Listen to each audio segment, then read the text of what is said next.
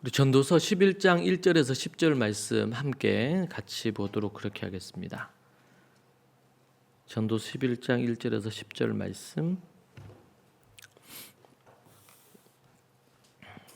우리 교독에서 함께 읽도록 그렇게 하겠습니다. 제가 먼저 11장 1절을 봅니다. 내 빵을 물 위에 던져라. 여러 날 후에 내가 다시 찾게 될 것이다.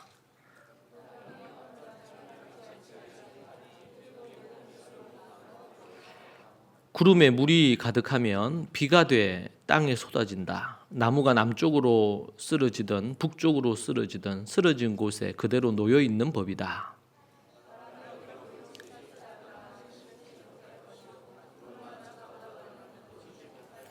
내가 바람이 어디서 오는지 알지 못하고 임신한 여인의 뱃속에서 태아의 뼈들이 어떻게 자라는지 알지 못하는 것처럼 모든 것을 지으신 하나님의 일도 알지 못한다.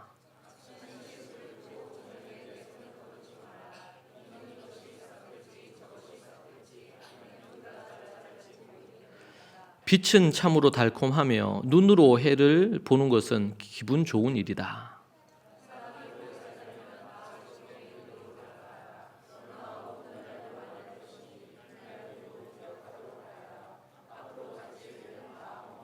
청년이여 내 젊음을 즐거워하여라. 내 젊은 시절을 마음으로 기뻐하여라.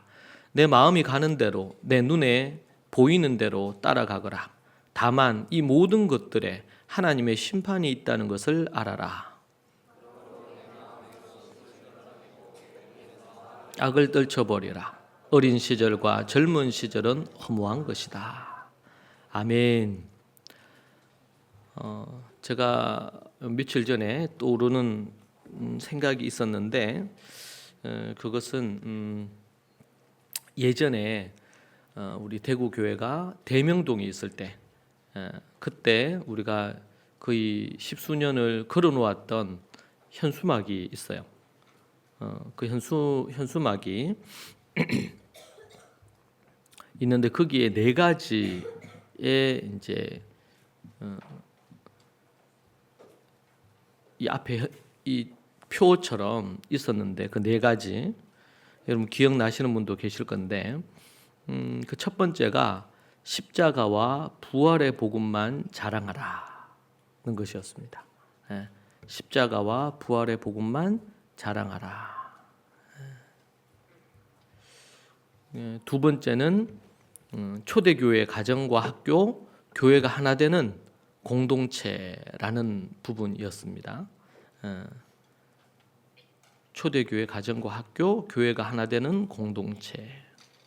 세 번째가 말씀의 사람, 말씀 전수, 말씀 전파 부분이었습니다. 그리고 네 번째가 매우 이제 오늘 제가 얘기하려고 하는 부분과 맞닿뜨는데 말씀의 지혜로 모든 삶의 영역에서 풍성함을 누리라는 거였습니다. 말씀의 지혜로 모든 삶의 영역에서 풍성함 누리라, 누리기 이런 부분이었어요. 십자가와 부활의 복음만 자랑하고 초대교회 가정과 학교, 교회가 하나 되는 공동체를 세우고 믿음의 말씀의 사람, 말씀 전수, 말씀 전파 사명을 감당하고 그리고 말씀의 지혜로 모든 삶의 영역에서 풍성함을 누리는 것. 지금 우리가 지금 9월이 오늘이 9월 1일이니까 잠언과 더불어 전도서를 우리가 말씀을 묵상하고 연구한 게 딱 이제 1년이 지나가는 1년이 지나가는 그런 시점입니다. 그러면서 우리는 하나님의 말씀의 지혜를 지난 1년여 동안 살폈습니다. 그리고 이제 9월 요번 중순이 되면 이제 전도서도 끝이 납니다. 전도서가 12장까지 있는데 오늘 제가 여러분에게 설교하는 본문이 11장입니다. 그래서 이제는 전도서도 끝부분에 와 있는 부분입니다. 제가 이번 주간 말씀을 준비하면서 앞에 세 개는 우리가 또 기억하고 있는 부분이고 말씀의 지혜로 모든 삶의 영역에서 풍성함을 누린다. 이게 이제 십수년 전에 우리가 현수막으로 걸어놓고 늘 보던 거거든요. 기억나는 분 있습니까? 네. 2명은 끄떡하고 몇 분은 미소만 짓는데, 근데 제가 이제 말씀이 그때 이제 이 그 다른 3가지와 더불어 이 4번째 이 부분을 했던 이유는 그 이스라엘 그리고 1세기 교회를 연구하면서 그들의 삶 가운데 삶의 모든 영역에 삶의 지침과 지혜가 담겨 있다는 것을 발견했어요. 그때. 근데 그게 구체적으로 어떤 것인지, 물론 뭐 관련된 책이나 이런 것을 통해서 그 1세기 교회가 아니면 유대인들이 갖고 있는 삶의 구체적인 지혜들을 이제 맛봤죠, 제가 그때. 그래서 이제 이 제목을 걸게 되었는데, 지난 1년 동안 이 잠언과 전도서 하나님의 말씀에서 삶의 풍성한 지혜들을 정말 많이 깨닫고 경험했던 것 같아요. 그래서 제가 이번 주에 이 현수막을 제가 다시 사진을 찍어 놓은 거를 다시 제가 보면서 막 이렇게 좀 소름이 돋는다 그럴까? 10수년 전에 이런 슬로건을 가졌는데, 그것이 이제 지난 1년을 지나고 이제 마지막 1년의 끝부분, 끝자락에서 이 부분이 마음에 확 다가오더라고요. 그토록 찾고 애쓰고 찾고 찾던 부분이 잠언과 전도서에서 있었구나, 그게. 그리고 그것을 구체적으로 어떻게 실현해 내야 될 거냐, 그것을 가정과 그리고 또 학교와 교회가 함께 이 삶의 전 영역에서 하나님의 지혜로 살아가는 법, 물론 교육과 관련해서 이미 그 부분은 어느 정도 정리가 돼 있죠. 근데 그 외에 삶의 많은 영역들이 있는데, 그 영역에서 어떻게 우리가 하나님이 주시는 지혜로 풍성함을 우리가 누리며 살 거냐, 그 부분에 대해서 이게 제가 약간 알고 있을 때 가졌던 그 슬로건이 이제는 잠언과 전도서를 통해서 명확해지고 너무나 선명해지는, 희미하게 보이던 것이 이제는 선명하게 되는 지난 1년이었다. 그런 생각을 하게 되었습니다. 그래서 오늘 이번 주간 얼마나 감사한지 모르겠고, 하나님께서 지난 1년 동안, 또 길게는 10수년 동안 하나님이 이끌어 주셨구나, 인도해 주셨구나. 그리고 나에게 그냥 작은 씨처럼, 겨자씨 씨처럼 주셨던 건데, 그것이 10수년 동안 이걸 찾아서 많이 책도 많이 보고, 또 필요하면은 이스라엘이든 어디든 찾아가서 하려고 하고, 그렇게 하면서 얻어진 것들도 있죠. 근데 지난 1년 동안 잠언과 전도서의 말씀을 통해서 하나님이 주시려고 하는 그 풍성한 하나님의 지혜의 삶의 영역마다의 지침들을 배우고 익히고 깨닫는 그런 시간이었다. 너무 감사한 거예요, 그게. 하나님께서 이렇게 선하게 인도해 주셨구나. 그리고 저 개인적으로는 정말 궁금하고 또 고민이 되고 이랬던 부분이거든요. 그랬던 부분들에 대해서 이제 너무나 좀 더 선명하게 얘기해 주시고, 또 더 나아가서 나중에 또 기회 되면 얘기하겠지만, 그런 하나님 앞에 바램과 기도의 제목이 있었던 부분에 대해서 또 좀 더 구체적인 이런 부분들을 또 말씀해 주시는 것을 좀 깨닫고 있어요. 그래서 제가 이제 내일부터 그 부분과 관련해서 또 연구하고 또 찾고 이렇게 할 것 같은데, 그래서 너무 감사하고 은혜가 되는 부분이었습니다. 자, 오늘 우리가 읽은 말씀으로 우리는 누구나 미래에 대한 불안감을 모두가 갖고 있죠. 특히 이 시대는 너무나 빠르게 사회가 변화하고 있습니다. 예전에 10년마다 한 번씩 뭔가 변했다면, 이제는 채 3년이 안 돼서 변화하는 시대 속에 우리가 살고 있습니다. 전도서는 이러한 불안 속에서 우리에게 희망과 그리고 하나님의 지혜로 어떻게 살아야 될지를 말씀해 주시는 부분이 있는데, 그것이 오늘 우리가 읽은 전도서 11장의 말씀입니다. 그래서 미래가 불안할 때 지금 당장 무엇을 해야 되느냐, 지금 당장 해야 될 것이 무엇이냐, 그것에 성경은 우리에게 답을 줍니다. 여러분은 현재 여러분이 가장 불안해하는 것은 무엇입니까? 무엇이 여러분의 그 불안을 일으키냐 말이죠. 한번 생각해 보실까요? 무엇이 여러분의 마음의 불안함을 이렇게 하는지. 저 개인적으로는 제가 이제 50이 넘어가면서, 겉으로 볼 때는 50이 안 돼 보이죠? 50이 넘어가면서 저 개인적으로는 되게 많은 좀 뭐라 그럴까요? 그 갱년기, 남자도 갱년기가 온대잖아요. 예. 저는 몰랐거든요. 그래서 이제 서점에 나가면 뭐 30대에 꼭, 뭐 40대에 꼭 알아야 될 거, 뭐 50대에 꼭 알아야 될 이런 류의 책들이 있잖아요. 예전 같으면 그런 거 그냥 스쳐 지나갔는데, 인생이 이렇게 때론 빠르게 지나가고 또 세월이 그렇게 지나가는 것을 미처 알았으면 20대 때, 정말 30대 때 뭔가를 했을 만한 것들이 있을 거라 생각이 자꾸 드는 거죠. 저도 이제 50이 넘어가면서 여러 가지 변화가 많이 생기는 거예요.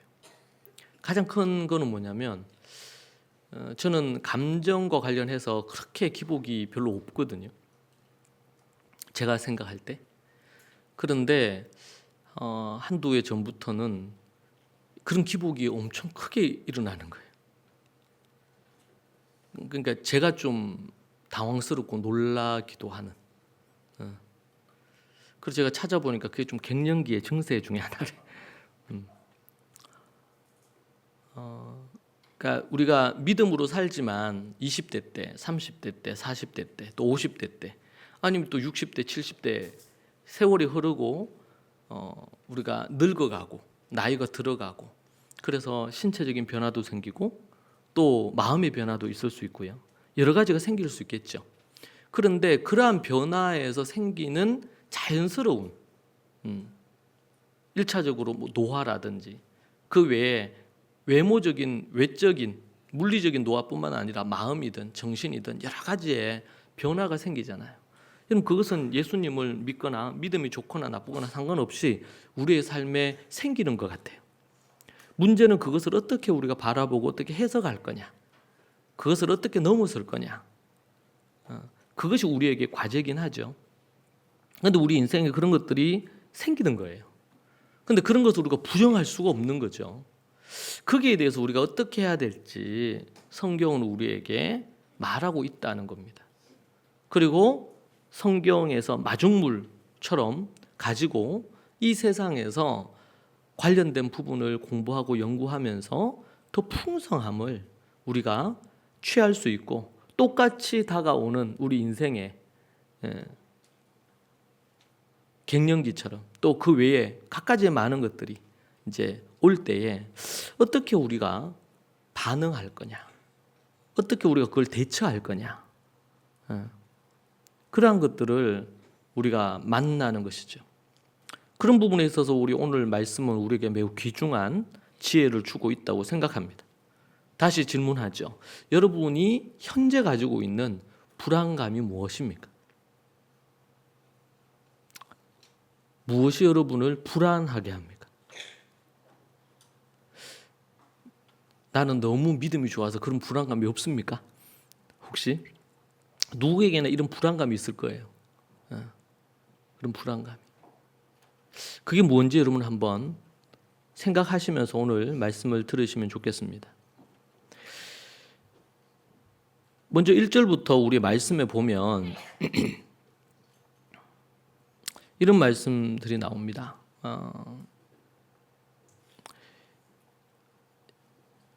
4절에 보면 바람이 어디로 불지 살피다가는 심지 못할 것이요 구름만 쳐다보다가는 거두지 못할 것이다. 네가 바람이 어디서 오는지 알지 못하고 임신한 여인의 뱃속에서 태아의 뼈들이 어떻게 자라는지 알지 못하는 것처럼 모든 것을 지으신 하나님의 일도 알지 못한다. 3절에 구름에 물이 가득하면 비가 대 땅에 쏟아진다. 나무가 남쪽으로 쓰러지든 북쪽으로 쓰러지든 쓰러진 곳에서 그대로 놓여 있는 법이다. 여러분, 이것은 우리에게 뭘 얘기해 주냐면 미래는 예측할 수 없다. 미래는 예측할 수가 없다. 미래는 예측할 수 없다는 것을 알아라는 겁니다. 미래를 그래서 많은 사람들이 뭐 합니까? 점치잖아요. 점쟁이 찾아가잖아요. 뭘 알고 싶은 겁니까? 미래를 알고 싶은 겁니다. 왜 미래를 알고 싶어요? 미래에 있을 불안감 때문에. 미래에 대한 불안감, 현재에 안고 있는 불안감을 해소하기 위해서 미래를 보여줄 점쟁이를 찾는 겁니다. 그거 아시죠? 네. 점쟁이 찾는 사람들 중에 크리스찬들이 엄청 많대요. 권사님, 이런 분들, 집사님, 엄청 많대요. 미래에 대한 불안함. 미래, 내 남편이 바람을 필지 안 필지, 내 자식이 이번에 합격을 할지 안 할지, 내 자식이 앞으로 연애하는 사람이 있는데 얘하고 결혼해서 잘 살지 못 살지. 그렇죠? 미래에 대한 불확실성에 대한 불안감이 점쟁이를 찾는 거죠. 성경에도 보면 사울 왕이 점쟁이를 찾잖아요. 예. 믿고 의지하던 사무엘이 없는 거예요. 사무엘과 소통할 수가 없어요. 그래서 그 사무엘을 저 죽음에 죽어서 저 지하세계에 있을 건데 올려오게 하기 위해서. 그래서 뭘? 물으려고. 자신이 지금 불안하고 염려되는 이 문제에 대해서 묻기 위해서. 우리에게는 누구에게나 불안감이 있어요. 이 불안감을 해결하기 위해서 사람은 불안감이 그 사람을 지배하게 되면 이상 행동을 합니다. 그것에 사로잡히니까. 그것이 짓누르니까 그런 거죠. 그런데 솔로몬은 오늘 뭐라고 얘기해요? 미래는 알 수 없다는 겁니다. 하나님께서 미래를 알 수 없도록 만들어 놓았어요. 점치는 거, 또 뭐예요? 요즘 이제 드라마나 영화나 이런 주제로, 단골 주제로 나오는 것 중에 하나가 그거죠. 시간 여행을 하는 거예요. 시간 여행. 과거로 갔다가. 그래서 현재 이렇게 됐는데 이렇게 안 되도록 하기 위해서 어느 날 갑자기 사고가 나 죽어요. 그럼 이 사고가 생기지 않도록, 그럼 그 차를 안 타든지 이렇게 하기 위해서 과거로 가서 과거를 이제 조정하는 거죠. 시간 여행이에요. 여러분, 이러한 것의 출발점이 뭘까요? 미래에 대한 불안감이에요.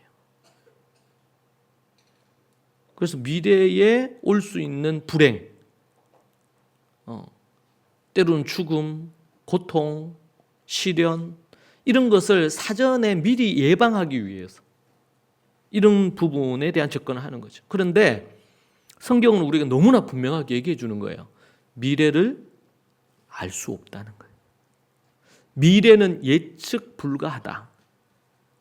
솔로몬이 미래는 알 수 없다. 하나님이 알 수 없도록 만들어 놓으신 거예요. 그런데 점을 치거나 이런저런 접근으로 미래를 알고자 하는 것은, 그것은 인간이 할 수 있는 영역의 밖의 일입니다. 그런데 사람들은 그런 것들을 생각하는 거예요. 바람이 어디로 불지, 비가 언제 올지 모르듯이 인생은 마찬가지예요. 우리는 내일 일어날 일을 예측할 수 없어요. 심지어 오늘 저녁에 무슨 일이 일어날지도 알 수 없어요. 이런 불확실성은 우리를 불안하게 만들지만 또 동시에 인생의 흥미를 더해주는 요소기도 합니다. 모르기 때문에 불안하기도 한데 모르기 때문에 오늘과 동일한 내일이 아닐 가능성이 있으니까 올해와는 다른 내년이 있을 수 있기 때문에 또 다른 인생의 흥미와 기대를 할 수가 있는 것이죠. 자, 여기서 우리 한 가지 첫 번째로 기억할 것은 뭡니까? 미래를 알 수 없다는 거예요. 세상은 얘기합니다. 샤머니즘이나 이런 데 점치는 사람들 아니면 또 아주 용하다는 사람들 뭘 해준다 그럽니까? 미래를 알려주겠다. 하나님도 성경도 오늘 성경의 전도서의 저자인 솔로몬도 미래를 알 수 없다. 인간은. 나무가 이쪽으로 넘어질지 지금 일본의 태풍이 저쪽으로 넘어질지 이 태풍이 어디로 지날지 알 수 없다.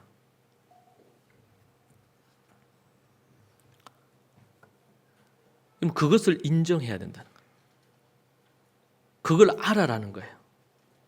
어떻게 이럴 수가 있는가라는 이런 말을 하게 되는 근거에는 뭐냐면 전제가 있는 거예요. 전제가. 하나님이 미래를 다 아시고 그러면 우리를 다 이렇게 인도해 주셔야 되는 거 아니냐. 어떻게 그럴 수 있느냐라는 부분으로 접근할 때는 바로 뭐야? 전제가 있는 거예요. 전제가. 그런데 성경은 우리에게 얘기합니다. 알 수 없다. 미래를 예측할 수 없다.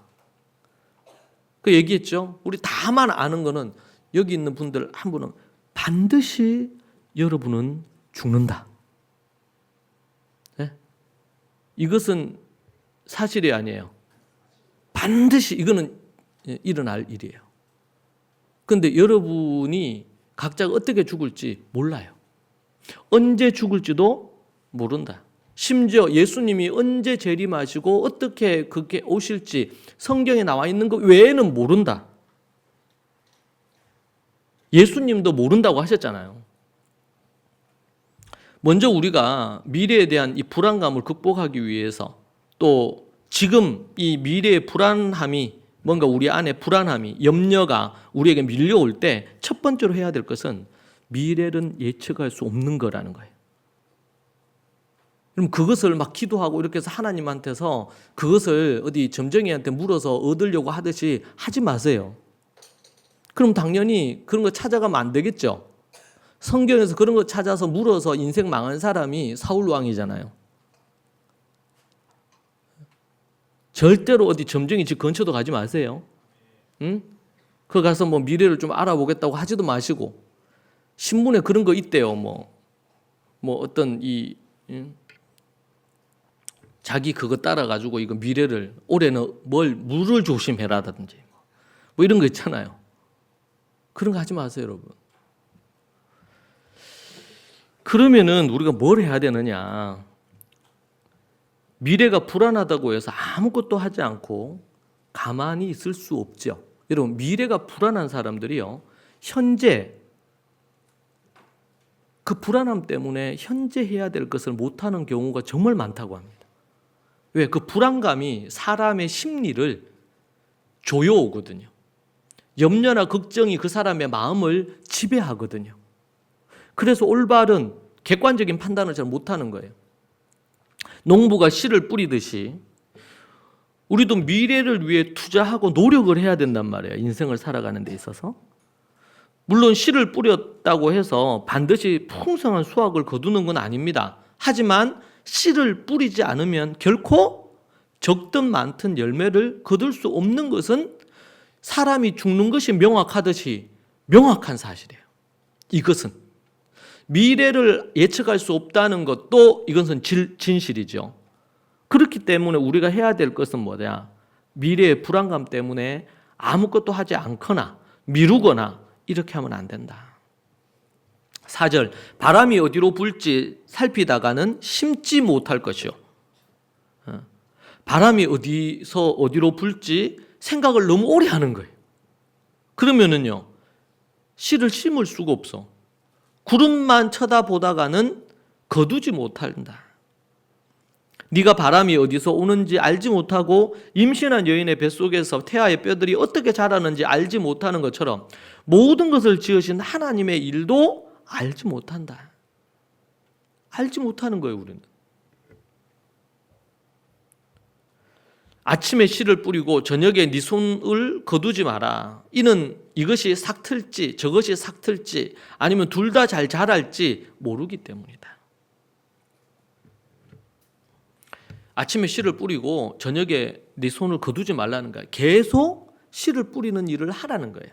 씨를 뿌렸는데 바람이 이쪽으로 불면, 왜냐면 우리나라처럼 씨를 그렇게 뿌리는 게 아니고 이스라엘은 흩뿌리는 거예요. 그냥 막 뿌려요. 흩뿌린다. 막 뿌린다는 거지. 막 뿌려요. 그러고 나서는 그게 어디에 떨어지느냐에 따라서 이게 다른 결과를 가져오는 거거든요. 부지런히 뿌려야 되는 거죠.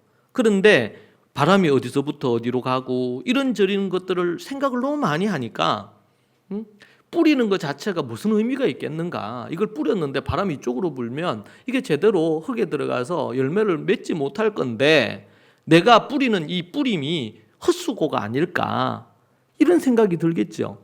그러니까 뭐예요? 아침에만 뿌리고 계속 안 뿌리는 거예요.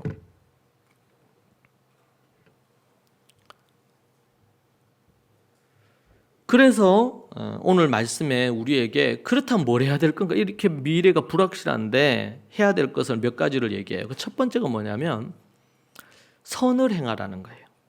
선을 행하라. 이 11장이 크게 두 부분으로 나누어져요. 전반부 1절부터 6절까지. 10장에 이어서 예측 불가능한 미래에 대한 이 지혜를 얘기하면서 내가 알지 못한다 이 표현을 하면서 전반부의 내용이 있고 후반부에는 7절부터 10절입니다. 인생을 짧다. 그렇기 때문에 현재를 즐겨라. 이것은 10장에서도 나왔던 얘기죠. 다시 반복해요. 전반부에서는 불확실한 미래에 대해서 너희가 이렇게 해라. 땡땡땡 이렇게 얘기해 주고, 그리고 7절부터 뒷부분은 그렇기 때문에 인생은 짧다. 그러니까 누리고 즐기며 살아라. 이 부분에 이 두 가지로 11장을 크게 나눌 수가 있습니다. 내 빵을 물 위에 던져라. 1절에서 이 얘기합니다. 내 빵을 물 위에 던져라. 이건 좀 난해 구절에 속해요. 그래서 크게 네 가지 해석이 있어요. 첫 번째가 구제에 대한 자선의 행위를 권면하는 거다. 구제하고 자선을 베풀라는 거다. 두 번째, 해상 무역을 지칭하는 말인 걸로 보인다. 내 빵을 물 위에 던져라. 세 번째는 자본의 모험적인 투자에 대한 거를 얘기한다. 투자에 투척하듯이 투자를 하는데 내 빵을 물 위에 던져라. 이거 투자란 얘기인 것 같다. 네 번째는 경솔하거나 비합리적인 행동을 가르친다. 네 가지로 해석을 하는데 이 네 가지 중에 첫 번째가 가장 적절하게 인정받고 있는 해석이에요. 그 해석이 뭐예요? 앞에서 얘기한 것처럼 구제에 대한 자선 행위를 권면하는데요.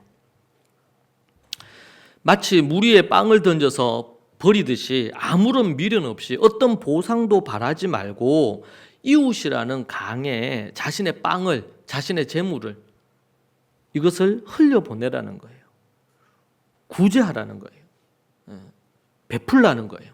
그렇게 하면 본인은 기대하지 않았을지 몰라도 그렇게 베푼 구제의 행위가 어떤 형태로든 간에 자신의 품으로 다시 돌아올 거다.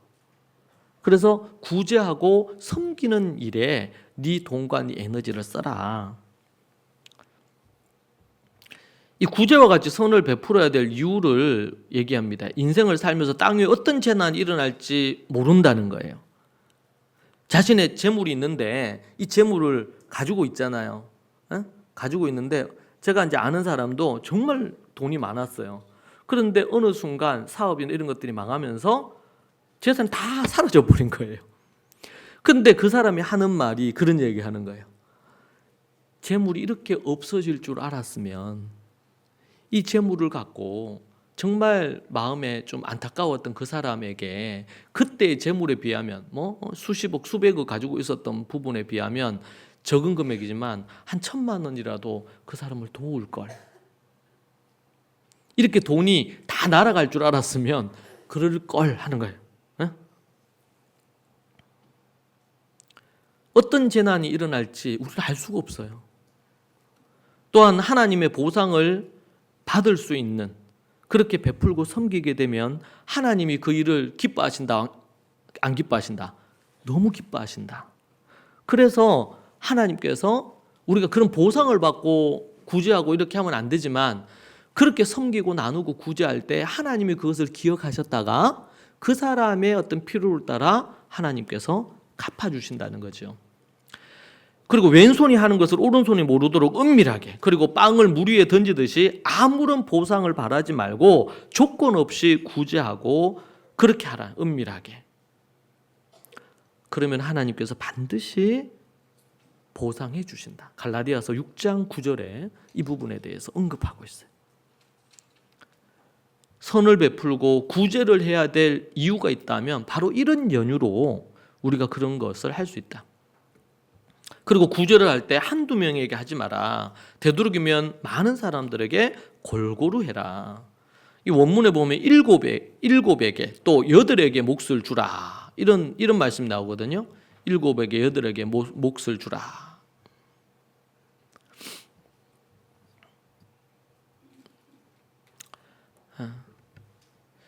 2절에 보니까 그 땅에 어떤 재앙이 닥칠지 알지 못하니 일곱 여덟 몫으로 나누어 두어라. 이렇게 나오잖아요. 우리 이제 투자에도 보면 분산 투자가 기본이라고 그러잖아. 분산. 왜 그렇습니까? 오늘 말씀에 빗대어 보면 어떻게 될지 모르는 거예요. 믿었던 그 기업이 어떻게 될지 모르잖아요. 모르잖아요. 그래서 이제 그렇게 이제 얘기를 하는 거거든요. 히브리 원문에 보면 일곱에게 또 여덟에게 몫을 주라는 거예요. 이는 문자적으로 7명 아니면 8명을 얘기하는 게 아니라 많은 사람을 칭할 때 7이라는 숫자, 이런 숫자를 쓴단 말이에요. 상징적인 표현이에요. 그러니까 선을 우리가 구제하거나 선을 베풀 때 여러 사람들에게 그렇게 하라는 거예요. 그러면은 나중에 그걸 바라고 하는 건 아니지만 사람 사는 거 알 수 없잖아요. 시간이 나중에 지났을 때 정말 나에게 위기와 어려움이 왔을 때 그렇게 나누고 섬겼던 사람들이 양심이 있고 선한 마음이 있다면 돕지 않겠냐는 거예요. 우리 인생을 살아가는 지혜로운 처세에 매우 중요한 메시지를 주는 거예요, 우리에게. 미래의 불안한, 뭔가 명확하지 않는 미래의 불확실성 속에서 우리가 해야 될 첫 번째가 오늘 지금 당장 해야 될 것이 뭐냐면 구제하고 선을 베풀라. 다른 사람들에게. 어떻게? 많은 사람들에게 나누어서 그렇게 선을 베풀어라. 그리고 물에 떠내려 버리듯이, 이거 알 수 없는 거잖아요. 그 돌아오지 않을 가능성도 있는 거고, 그냥 선한 마음으로 나누고 베풀고 섬겨라. 우리에게 그렇게 얘기해 줍니다. 우리는 우리의 인생에 어떤 재난을 만날지 알지 못합니다. 그래서 여러분, 결코 인간은 홀로 살 수 없습니다.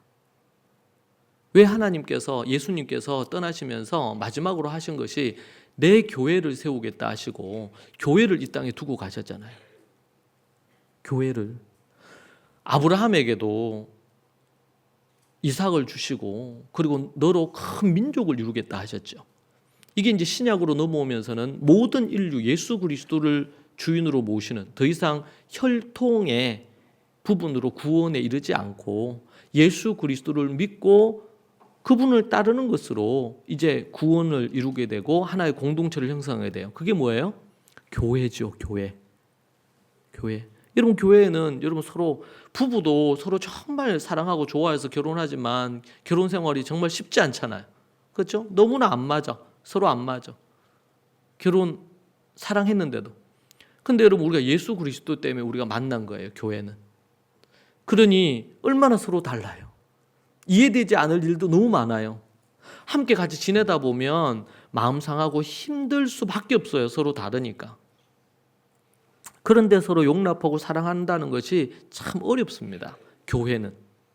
그래서 어떻게 보면은 각종 교회들이 분란이 있고 재판하고 갖가지 많은 문제들이 생기는 것도 일면 이해가 되는 부분도 있어요.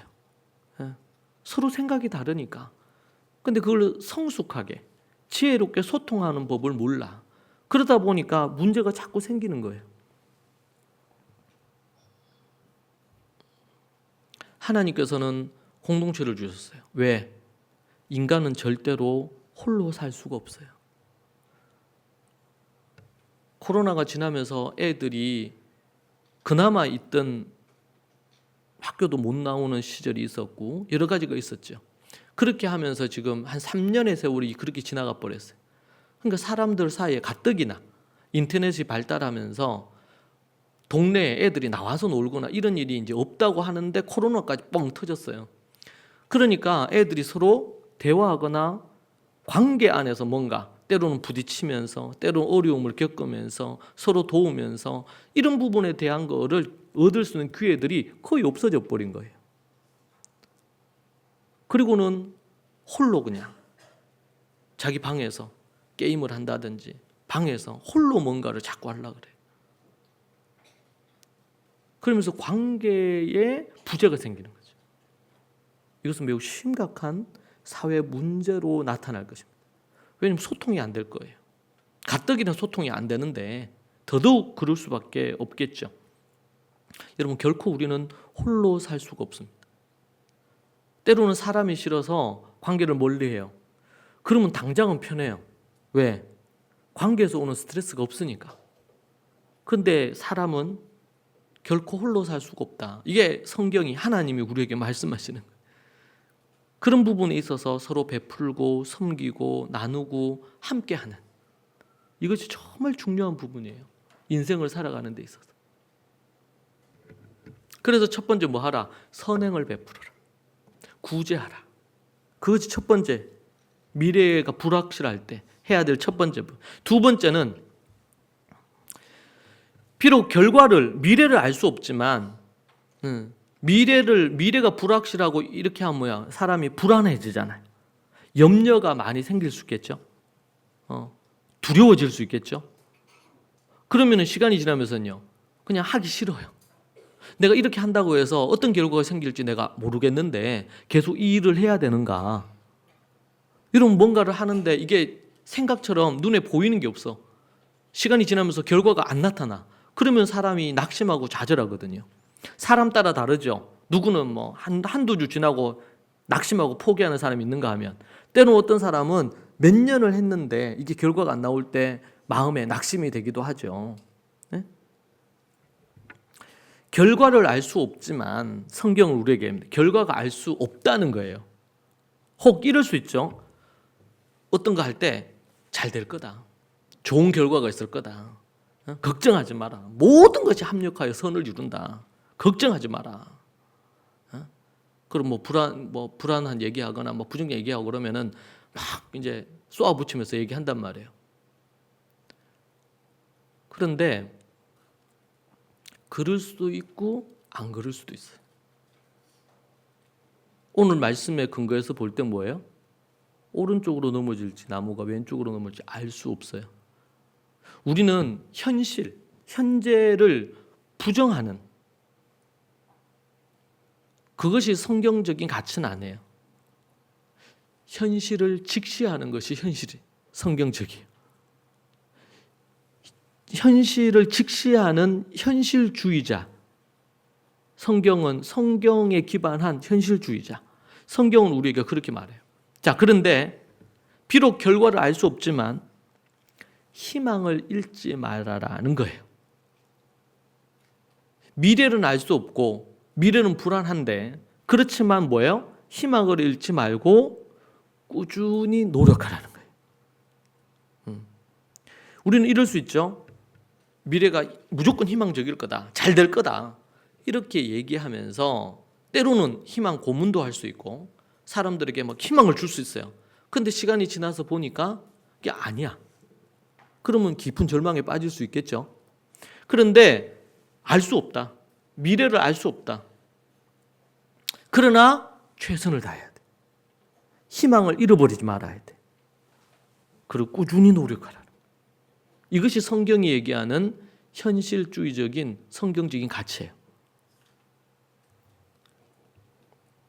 그것을 구름이나 비나 바람 이런 자연 현상으로 인간이 예측할 수 없다. 예측에서 벗어난다. 인간이 알 수 없는 하나님의 영역에 속하는 것들이다. 비도 그렇고 구름도 그렇고 뭐 이런 것들이 다 그렇잖아요. 바람이나 번개나 이런 것들이 다 그런 거죠.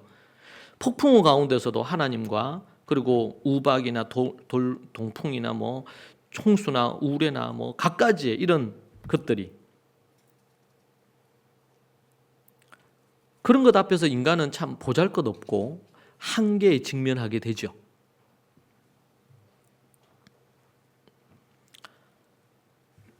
전도자는 우리에게 그런 가운데서 그렇다면 어떻게 해야 될 거냐? 손 놓고 아무 일도 하지 않고 있을 거냐? 아침에 씨를 뿌리는 것이 더 많은 열매를 맺는지 저녁에 파종을 하는 것이 더 나은지 인간은 알 수 없어요. 그런데 명확한 한 가지는 굳이 이것저것 따지지 말고 답을 모를 때 한 가지만 고집하지 말고 그것은 미련한 짓이니까 다양한 가능성을 열어두고 다양한 시도를 하라는 거예요. 그것이 지혜로운 선택이다. 우리는 이런 부분합니다. 하나님 앞에 기도하고 하나님께서 뭐라고 소위 말해서 직통 계시죠. 직통 계시. 주로 이단이나 사이비들이 이거를 아주 많이 사용을 해요. 하나님 앞에 내가 기도해 봤더니 하나님이 이렇게 하라고 말씀하시더라. 여러분 하나님이 그렇게 하실 수 있는 분이잖아요. 자, 그런데 이것이 왜 위험합니까? 왜 위험해요? 이런 말을 하면서 하나님의 뜻을 얘기하는 경우 이게 왜 위험해요? 자칫 잘못하면 우리가 하나님의 뜻이 미래가 어떻게 될지를 자신이 경험한 체험을 바탕으로 확정을 하기 때문에 그래요. 확정을. 근데 이거는 시간이 지나야지 알 수 있는 거잖아요. 근데 본인은 하나님이 나에게 이렇게 말씀하셨다는 거예요. 여러분, 근데 이런 경우가 꽤 많아요. 하나님이 이렇게 말씀하셨어요. 그래서 어떤 액션을 취했는데 그 부분에 대한 것이 시간이 지나봐야 알거든요. 진짜 그런 건지. 그래서 우리가 어떤 믿음의 확신을 갖는 것도 중요한데 또 한면으로는 정말 하나님이 직접적으로 나타나셔서 계시하시고 말씀하실 수 있어요. 신학적으로는 이제는 더 이상 그런 부분들에 대한 것이 없다. 성경으로 완성됐기 때문에 거기에 대해서 논란들이 계속 있습니다. 이 부분이. 그러나 우리가 생각할 것은 만약에 그런 게 있다면 기도하는 사람들이 함께 기도할 때에 같은 확신이 있어야 돼요. 그게 좀 더 하나님께서 말씀하셨다는 객관성을 갖는 거예요. 그래서 성경에서도 너희들이 기도할 때 몇 명이 기도해요? 최소한 2-3사람이 기도하라는 거예요. 2-3사람이 기도했는데 그럼 2-3사람이 같이 확신을 얻을 수 있겠죠. 근데 그렇지 않다면 이게 또 문제가 되겠죠.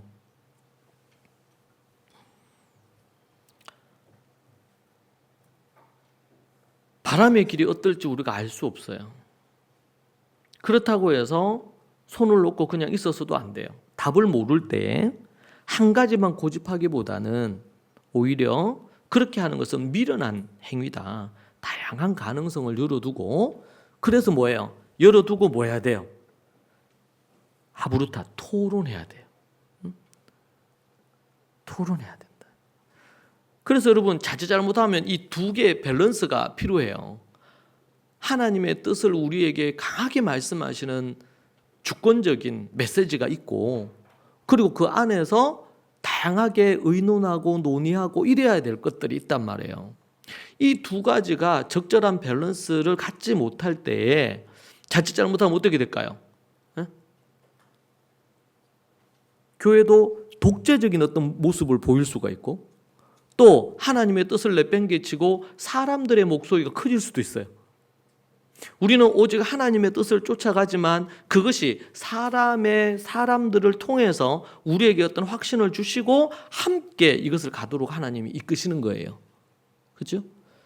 선지자들이 활동할 때 하나님의 뜻을 얘기했어요. 그런데 다수의 많은 사람들이 거짓 선지자의 뜻을 쫓으면서 참 선지자를 무시하고 감옥에도 가두고 죽이려고도 했어요.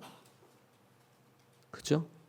그럴 때에 사람들의 생각과 그들이 생각했던 것이 하나님의 뜻과 너무 다른 거죠. 그죠? 지금 침략을 해요. 우리 나라를 침략해. 근데 하나님의 뜻은 뭐였어요? 포로로 잡혀가는 거였어요. 망하는 거였어요. 이게 하나님의 뜻이었어요. 근데 거짓 선지자들은요, 절대로 하나님 우리를 포기하지 않는다는 거예요. 근데 참 선지자는, 하나님의 음성을 듣는 선지자는 아니다. 하나님께서 우리의 죄악으로 인해서 하나님께서 이미 버리셨다. 우리가 회개하고 돌이켜야 하지만 하나님께서 우리나라를 이들에게 주셨다는 거예요. 사람들이 들을 때는 어느 게 더 애국심이 강한 선지자예요? 전자죠. 여기에서 이제 갈등이 생기는 거예요. 어떤 부분을 택할 건가? 그러니까 분별력이 없으면 분별하기가 어렵겠죠, 이 부분이.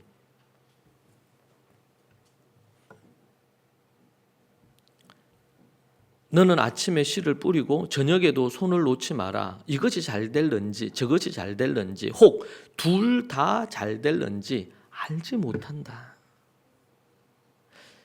여러분, 크리스찬들이 가져야 될 매우 중요한 것 중에 하나가 이런 유연성인 것 같아요. 여러분, 저를 포함해서 우리 크리스찬들이 우리가 옳고 그름에 대해서 때로는 어떤 사람들에 대해 경직된 입장을 가질 가능성이 매우 높다. 그 경직된 부분들에 대한 걸 갖다 보면 외골수적이 될 수 있고 그런 문제들이 생길 수 있겠죠. 그래서 때로는 세상의 사람들이 크리스찬들을 만나면서 답답하다 한단 말이에요. 거기에는 여러 가지 연유가 있을 거예요. 그죠? 오직 예수 그리스도 외에는 구원이 없다. 이런 진리는 우리가 양보할 수 없는 거잖아요. 그러나 삶의 많은 부분에 있어서는 우리가 내일을 알 수 없어요. 그런 부분에 있어서 내가 어떻게 기도해 봤더니 이렇다 하더라. 이렇게 그럴 수도 있겠다는 것과 반드시 그럴 거라는 거에는 표현에 약간의 차이가 있어 보이지만 완전히 다른 얘기죠. 그래서 우리가 지혜가 필요하다. 지혜가. 나중에 시간이 지나고 나서 어디 정치인들이 하는 것처럼 아니면 말고식으로 할 수 있는 게 아니잖아요. 삶이라는 것이. 그럴 때 우리가 지혜가 필요하다. 첫 번째는 선을 행하라고 얘기하고, 그러면서 우리가 뭐예요? 선행을 행하라. 구제하고 선행하라. 또 하나는 뭐예요? 미래를 우리가 알 수 없지만 희망을 놓지 말고 다양한 가능성을 열어두라. 세 번째는 언제든지 기회가 올 수 있기 때문에 준비하라는 거예요.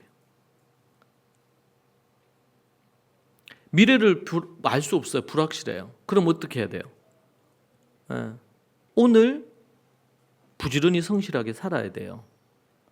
자, 그러기 위해서 우리가 사람이 할 수 있는 일에 있어서는 최선을 다하고 나머지는요, 하늘에 맡긴다.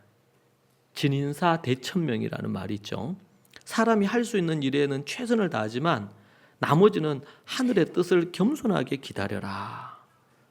이런 말이거든요. 성도는 하나님을 믿고 그분을 따르기에 자칫 자신이 하나님의 뜻을 다 아는 것처럼 여기고 확신을 갖고 주장하는 자세를 가질 수가 있어요. 물론 성경에 명시되어 있는 명확한 진리에 있어서는 우리가 양보할 수 없어요. 근데 상대가 그걸 받아들일 마음이 준비가 안 돼 있다. 그러면 그것을 주장하거나 얘기하거나 설득하려고 하는 것은 별로 지혜로운 행위가 아니다. 네. 알잖아. 이게 찔러보면 알잖아요. 주께서 우리에게 보여주시는 것만 우리가 알 수 있어요. 극히 일부분만 우리가 알 수 있는 겁니다. 하나님은 너무나 위대하고 광활한 분이에요. 그래서 그분이 어떤 일을 어떻게 하실지 우리는 알 수가 없어요. 단지 전도자는 우리에게 말하지요. 겸손히 하나님의 주권을 인정하되 교만에 빠지지는 마라. 교만에 빠지지는 마라. 정말 분명한 진리. 우리 주님 재림하신다. 주님 다시 오신다. 그분이 오시면 심판하신다. 우리는 반드시 죽을 거다. 사람이 한 번 죽는 것은 정한 것이고 그 이후에는 심판이 있다. 이런 명확한 부분들에 대한 진리에 있어서는 우리가 그것을 뒤로 물러서거나 양보할 필요는 없지만 삶의 많은 부분에 있어서 그러한 부분들에 있어서 우리가 알 수 없는 거죠. 우리는 주어진 상황에 최선을 다하는 겁니다. 그리고 그 이후에는 뭐예요? 하늘의 뜻에 맡기는 게 하나님의 뜻에 맡겨야 돼요. 우리는 알 수가 없어요. 우리가 할 수 있는 것은 현재 내가 할 수 있는 것을 하는 거예요. 근데 미래의 불확실한 것 때문에 불안해하거나 염려하거나 이런 등등의 부분으로 그리고 과용하는 거예요. 내가 어떻게 했는데 결과에 대한 부분 그것은 하나님께 맡겨. 문제는 내가 현재 최선을 다하고 있느냐, 나의 최선이냐. 믿음의 삶을 산다는 것은 어떻게 보면 긴장감 넘치는 줄다르기의 연속이라고도 할 수 있습니다. 우리는 성경 말씀을 기반으로 균형감을 갖고 올바른 삶을 살려고 애써야 된다. 자칫 잘못하면 우리는 결과까지 우리가 뭔가 만들어내려고 하는 것은 그건 뭐예요? 하나님처럼 되려고 하는 거예요. 그것을 내려놔야 돼요. 주권을 인정하고 그 대신에 그렇게 한다고 해서 게으르거나 나태하게 살면 안 된다는 거예요. 데살로니가 성도들이 우리 주님 재림하실 거고 곧 주님 오실 건데 내가 오늘 성실하게 사는 게 무슨 의미가 있느냐. 그러고는 성실하게 안 사는 거예요. 게으르게 사는 거예요. 뭐 띵깍띵깍 노는 거지. 그러니까 하나님의 심판이 있다고 얘기하죠. 그들에게. 이 밸런스, 건강한 균형감 그리고 희망, 확신을 갖고 나아가는 것. 불확실한 시대, 뭔가 불안정한 시대를 살고 있는 우리들이 가져야 될 매우 중요한 부분이라고 생각이 됩니다. 여러분, 첫 번째는 미래가 불확실하다는 걸 알고 인정하라는 거예요. 두 번째는 그 부분에 있어서 뭐예요? 현실 속에서 어떻게 해야 돼요? 현실 속에서 씨를 뿌리고 기다려야 됩니다. 희망을 포기하지 않고 씨를 뿌리고 기다려야 된다. 여기 이제 세 가지 얘기한 거예요. 선을 베풀고 살아야 되고, 그리고 또 희망을 끝까지 붙들고 가지고 가야 되고요. 그리고 준비해야 된다. 정말 준비된 자는 미래의 기회가 왔을 때 준비된 사람들에게 열매로 나오게 돼 있죠. 마지막 큰 세 번째는 삶을 즐기는 것입니다. 7절부터 10절에 나옵니다. 7절. 빛은 참으로 달콤하며 눈으로 해를 보는 것은 기분 좋은 일이다. 사람이 오래 살려면 다 즐겁게 누리도록 하여라. 그렇게 얘기를 합니다. 9절, 10절에서도 청년이여 내 젊음을 즐거워하여라. 내 젊은 시절을 마음껏 기뻐하여라. 내 마음이 가는 대로, 내 눈이 보이는 대로 따라 살아라. 다만 모든 것에 하나님의 심판이 있다는 것을 알고 책임감 있게 살아라. 그렇게 이야기합니다. 솔로몬이 말하죠. 젊음을 누리고 삶을 즐기라. 하지만 동시에 젊음이 덧없음을 기억하고 삶의 모든 순간을 감사하고 최선을 다해서 살아라. 그렇게 얘기합니다. 젊음도 지나가고 헛되다는 거예요. 다만 그때 뭐만 남는 거예요? 누리고 즐긴 것만 남아요. 그리고 그 누리고 즐긴 것이 주님 안에서, 하나님 경외 안에서 이루어지면 그 누리고 즐긴 것이 심판이 아니라 복으로 자리를 할 거라는 거예요.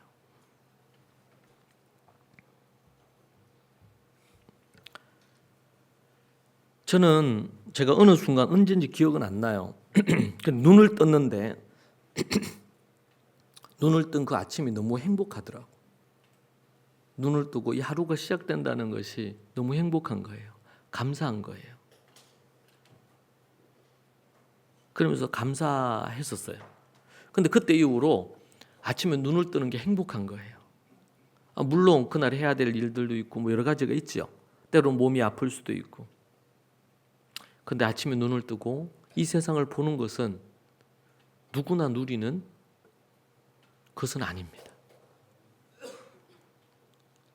오늘 하루를 사는 것이 값지고 감사하구나. 감사 기도를 하루 시작하게 됐어요. 그러면서 제 마음이 참 많이 달라지는 것을 느꼈어요.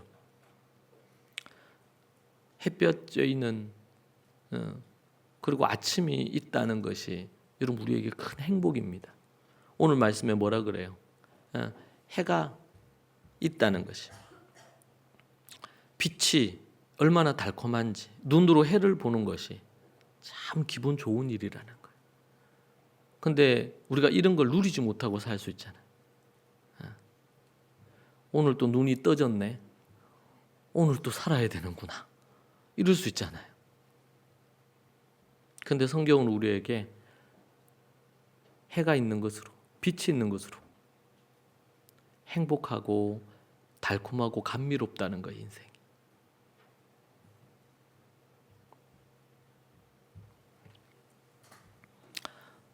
제가 봤던, 여러분 꼭 봤으면 하는 영화가 인생은 아름다워라는 영화예요. 그게 주인공 유대인이거든요. 홀로코스트 시대죠. 그 아내가 독일인, 남편은 이제 유대인이고. 그래서 부부가 살아가는데 이제 나치들에 의해 가지고 유대인들을 끌고 가고 막 이런 거예요. 그래서 그 아버지와 아들이 수용소로 끌려가요. 거기서 일어나는 일들이에요. 근데 애가 어리니까 이 아버지가 아들에게 얘기한 거예요. 우리가 지금 그 아이가 이제 병정놀이 이런 걸 좋아하는 거예요. 거기 가면 되게 힘들고 어려운 그런 어떤 시간을 가질 건데 그곳은 병정놀이 하는 곳이라는 거예요. 네가 어렵고 힘든 시간을 잘 견디고 이겨내면 나중에 걔가 탱크를 너무 좋아해. 네가 탱크를 받을 거다. 이렇게 이제 얘기를 했어요. 애한테 아버지가. 그러면서 아버지가 그 안에서 하는 거 정말 힘들고 어려운 시간을 보내면서도 아이에게 계속 희망을 줍니다. 희망. 그 저는 마지막 장면이 되게 인상 깊었어요. 그 마지막 장면에 이제 이 연합군이 이기고 이렇게 하면서 독일 군들이 거기에 있는 사람들 대부분 다 죽이는 거예요. 죽일 때 이 아버지가 그 아들을 어디에 잠깐 숨겨놓고 아버지가 끌려가요. 끌려가서 안 보이는 곳에서 총살을 당하거든요. 근데 아버지가 그때 끌려갈 때 장난처럼 그렇게 해요. 병정놀이 하듯이 이렇게 하면서 가요. 아이가 숨어 있는 곳을 바라보면서 마지막으로 그렇게 하고는 가요. 그 영화가 되게 우울하고 침울하잖아요. 그런데 영화 내내 그 아버지 표정이 항상 웃어요. 그리고는 탕 소리가 나서 이제 죽죠. 애는 모르죠, 정확하게 어떤 상황. 근데 시간이 지나서 이제는 이제 얼마 안 지나서 연합군이 그곳에 오는데 그 애가 이제 숨어 있다가 나와가지고 보잖아요. 근데 뭐가 오냐면 탱크가 오는 거예요. 그래서 이 아이가 아버지가 약속한 것대로 자기가 참고 인내했는데 탱크가 왔다는 거예요. 그러면서 어릴 때에 아버지에 대한 추억을 담아서 이 아들이 이 영화를 만들었더라고요. 아버지를 기억하면서. 여러분 얼마나 그 수용소 생활이 힘들었겠어요. 고통스럽고. 저는 그 영화를 처음 봤을 때 처음에는 제가 뭐 이런 영화가 있나 별로 기분이 안 좋았어요. 그렇잖아요. 이게 교차하잖아요. 죽음과 삶 사이에 고통 가운데 있는데 그 주인공은 계속 웃어. 그래서 제목이 인생은 아름다워요. 그 포스터에도 보면 아버지가 나오는데 자전거 타고 이렇게 하는데 아내하고 애하고 있는데 막 웃는 장면이 나와. 근데 그 내용은 수용 속에서 겪는 고통스러운 일상들이었어요. 그리고 마지막에 그렇게 하고 이제 그러니까 아버지를 기억하면서 그 영화를 만들었다 하더라고요. 여전히 이스라엘 안에 갖고 있는 정신이 있다면 바로 저는 제가 오늘 말씀 보면서 전도서의 말씀에서 우리에게 이러한 부분을 말해줘요. 인생은 헛되고 허무하고 미래는 우리가 내일을 알 수 없어요. 그럼에도 불구하고 오늘 희망을 잃지 않고 오늘 나의 최선으로 인생을 살아가는 거죠. 인생을. 그리고 오늘 7절 이하의 내용에서 뭐라 그럽니까? 미래의 불확실한 시대 속에서 오늘을 즐기고 오늘을 누리면서 살라는 거예요. 미래를 준비하고 성실하게 살되 오늘 긍정적인 생각, 감사한 마음, 즐거움을 포기하지 말고 희망을 갖고 살아가라. 그것을 우리에게 얘기해 줍니다. 우리는 여전히 내일을 알 수 없습니다. 하나님은 우리에게 내일에 대해서 얘기해 주겠다고 하시지 않습니다. 불안하고 염려할 수 있는 미래에 대해서. 그러나 오늘을 살고 오늘의 최선을 다하고 오늘을 누리고 즐기며 살아라. 삶의 기쁨과 행복을 추구하면서 살아라. 오늘 태양을 보면서 감사하고 오늘 한 잔의 커피를 마시면서 행복을 누리고 오늘 내가 먹는 음식을 먹으면서 감사할 줄 알고 모든 것을 당연히 여기지 말고 감사하며 오늘을 살아라. 사랑하는 사람과 보내는 그 시간을 소중하게 여기고 일만 하며 살지 말고 돈만 쫓으며 살지 말고 때로는 내 건강도 생각하면서 오늘을 즐겁게 누리면서 살아라.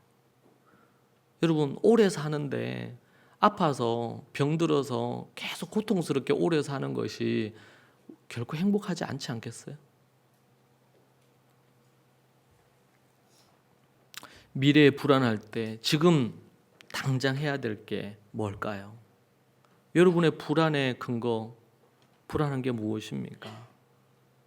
정리를 해본다면 미래에 불안할 때 지금 당장 할 거, 오늘 할 일에 집중하십시오. 미래에 대한 걱정으로 멈춰 있지 마시고 염려와 걱정에 함몰에 빠져 있지 말고 오늘 할 일에 집중하면서 사십시오.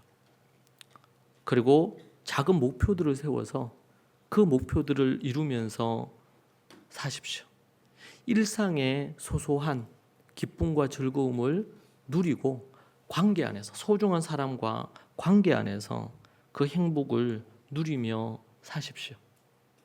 아무리 미래가 불확실해도 불안해도 오늘을 그 미래가 빼앗지 못하도록 긍정적인 마음으로 오늘 하루를 살아가십시오. 제가 이번 주에 새롭게 시도한 것이 있습니다. 제가 553일째, 어제까지 552일째 감사일기를 썼거든요. 처음에 쓸 때는 되게 어려웠는데 중간중간 한 번씩 얘기했죠, 여러분에게. 감사일기 쓰는 게 이제는 좀 몸에 익숙해진 것 같아요. 글 쓰는 게 익숙해져서 감사하거든요. 그래서 제가 지난주에 항상 기뻐하고 우리는 늘 아는 말씀이잖아요. 갈라디아서 말씀. 그 말씀을 다시 하야를 하면서 마음에 그런 생각이 들었어요. 이 일기를 일기 쓰는데 한 3분이 안 걸리거든, 솔직히. 3분. 항상 기뻐하고 쉬지 말고 기도하고 범사에 감사하라 그랬으니까. 그래서 이제 이번 주부터 쓰고 있는 것 중에 하나가 이제 3가지를 써요. 그 전에 감사 일기만 썼는데 기도 일지는 쓰긴 썼죠. 이제 기쁨의 일기. 기쁨의 일기를 써야 되겠다. 항상 기뻐하라 그랬으니까 기쁨의 일기를 좀 쓰고 그리고 기도 쉬지 말고 기도하라 그랬으니까 기도 일기를 쓰면 너무 많으니까 기도로 인해서 누리는 행복에 대해서 좀 써야 되겠다. 그리고 3번째는 감사 일기를 계속 써야 되겠다. 오늘 제가 553일째 감사 일기 오늘 쓰거든요. 여러분들도 한번 그렇게 기록해 보시면 좋지 않을까 싶어요. 근데 기록하면서 제가 누리는 이 기쁨 이런 것들이 적지 않다는 것을 느낍니다. 사랑하는 여러분, 우리의 미래는 불확실합니다. 알 수 없습니다. 물론 우리 주님 오시고 우리가 죽으면 영원한 저 천국에 갈 것에 대한 것은 확실하죠. 그러나 여전히 우리의 미래는 불확실하고 때로 우리의 삶에 불안이 옵니다. 그때 여러분 잊지 마십시오. 지금 당장 해야 될 현재에 충실하면서 크게 3가지, 많게는 한 5가지 여러분의 마음에 간직하고 오늘을 살아가시면 좋겠습니다. 기도하겠습니다. 하나님 감사합니다. 불안한 시대, 내일을 알 수 없는 시대, 어느 누구도 이 불안을 잠재워 주지 못하는 시대를 삶을 살고 있는 우리들에게 이 전도서 11장의 말씀으로 지혜를 주셔서 참 감사합니다. 날마다 깨어 우리가 전도서의 이 지혜로 주님 살기 소망합니다. 그리고 우리가 행한 것에 대한 심판이 있음을 알고 오늘 하나님 앞에 삶을 전도서 11장으로 살게 하여 주옵소서. 예수님 이름으로 기도합니다. 아멘.